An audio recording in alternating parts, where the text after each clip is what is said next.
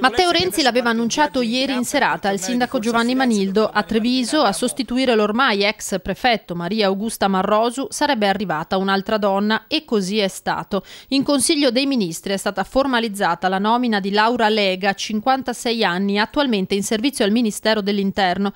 Il presidente del Veneto Luca Zaia sintetizza così le sue aspettative verso il nuovo rappresentante del governo. Di schierarsi con i veneti e non con il Ministero. Di certo il nuovo prefetto dovrà confrontarsi con un fronte, quello dei profughi, ancora caldissimo. Altri 15 arrivi ieri alla Serena di Casier, netta opposizione di sindaci e dello stesso Zaia alla creazione di un hub regionale, ribadita anche al capo Dipartimento Immigrazione Mario Morcone. L'hub regionale noi siamo assolutamente contrari, abbiamo detto fin dal primo giorno, anche perché non è un sistema per risolvere il problema.